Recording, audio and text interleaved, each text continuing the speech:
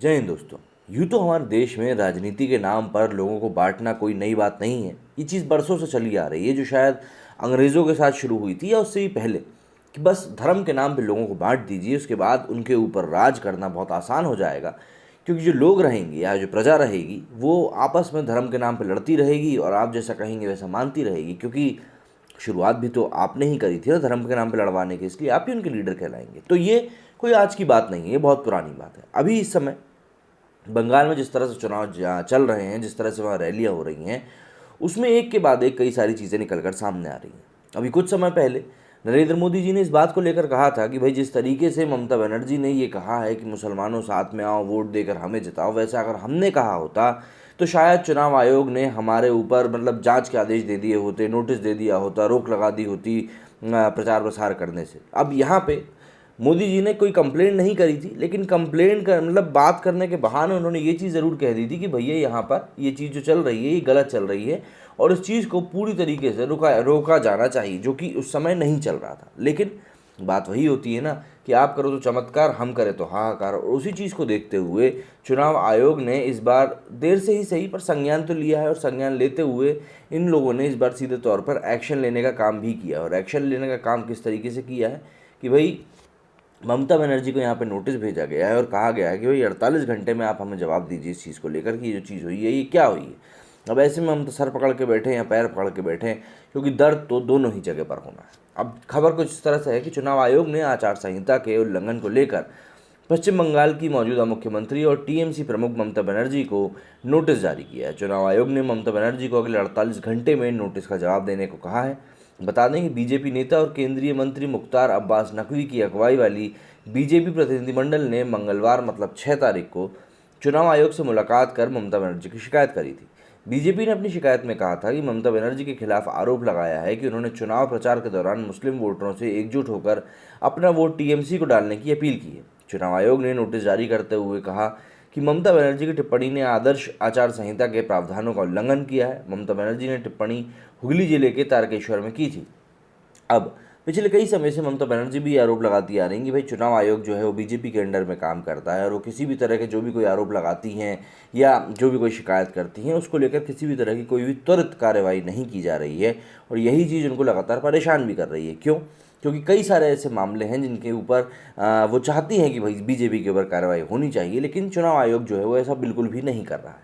अब चुनाव आयोग से मिलने के बाद मुख्तार अब्बास नकवी ने मीडिया से बात करते हुए कहा था कि पश्चिम बंगाल में आचार संहिता का उल्लंघन हुआ है। टीएमसी प्रमुख और मुख्यमंत्री ममता बनर्जी ने कहा है कि मुसलमानों को एकजुट होकर टीएमसी को वोट देना चाहिए। हमने चुनाव आयोग से अनुरोध किया है कि ममता बनर्जी के खिलाफ केस दर्ज करके कार्रवाई की जाए। अब देखिए यहाँ पे बीजेपी को भी मौका मिल गया, सीधी सी बात है। अभी तक मान लीजिए बीजेपी के पास अगर कोई पुख्ता मौका नहीं था, और जैसा कि पिछले कुछ समय में हमने ट्रेंड देखा कि भाई बीजेपी वहाँ पर जीतती हुई दिख रही है। हालांकि कई बार ऐसा हो चुका है कि शुरुआत में जो ट्रेंड दिखना शुरू होते हैं, चुनाव के नतीजे आते समय वो ठीक उलट हो जाते हैं। कई सारे केसेस में ऐसा देखा, चाहे आप एमपी के चुनाव की बात कर लीजिए, छत्तीसगढ़ की बात कर लीजिए, कहीं की ही बात कर लीजिए, ये कई बार देखा हुआ है। दिल्ली में जब अरविंद केजरीवाल अभी जीते थे तब भी यही बात सामने आई थी कि भाई केजरीवाल तो हार रहा है, केजरीवाल तो हार रहा है। आखिरी में वो प्रचंड बहुमत से जीत गए थे। खैर ये सब बातें तो पुरानी हैं, लेकिन याद करना इसलिए ज़रूरी है क्योंकि आज के परिवेश में भी ये उसी तरीके से बैठती हैं। क्योंकि चुनाव के जो ट्रेंड बाहर आ रहा है उसमें बीजेपी जीतती हुई दिखाई दे रही है। जीतती है तो बहुत अच्छी बात है, नहीं जीतती है तो फिर ममता बनर्जी 5 साल के लिए फिर से हमें संघर्ष करती हुई दिखाई देंगी।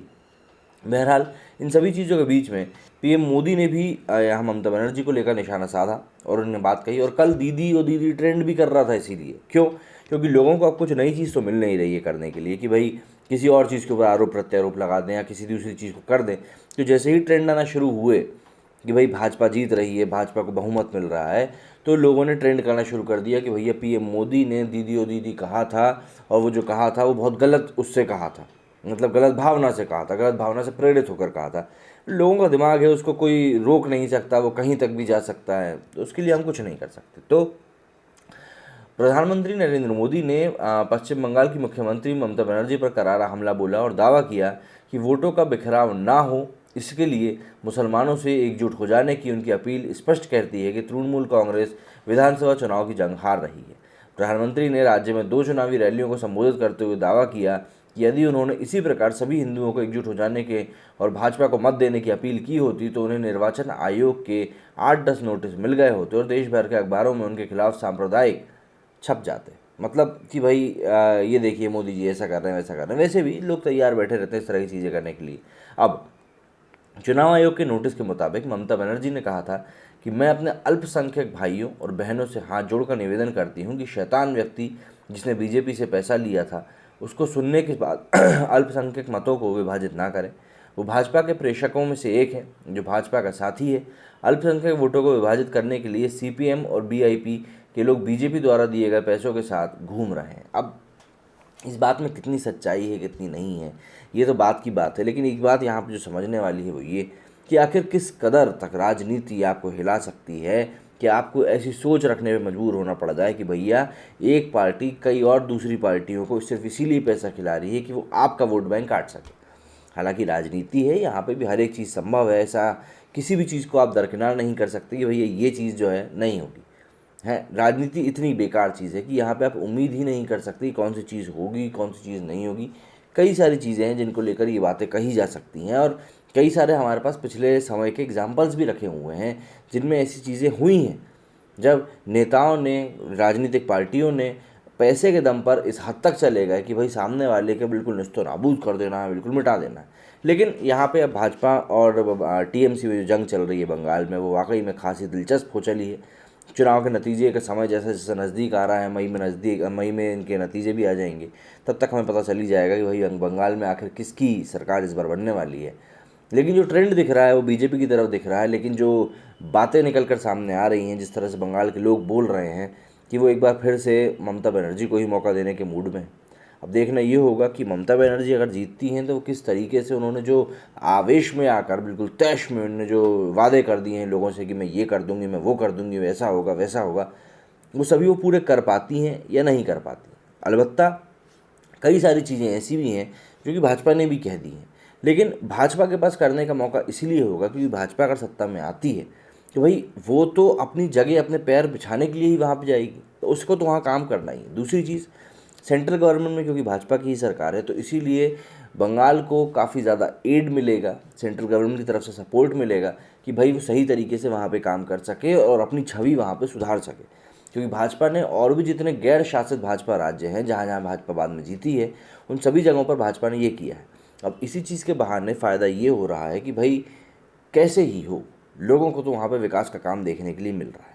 अब जो आँख पर पट्टी बांध के घूम रहे हैं वैसे भी उनको नहीं दिखता, तो उस बारे में हम लोग ज़्यादा कुछ बोल नहीं सकते, बस इंतज़ार कर सकते हैं कि भाई आने वाले समय में बंगाल का चुनाव किस तरीके से करवट लेते हैं और बंगाल के चुनाव का जो ऊँट है वो किसकी तरफ जाके बैठता है।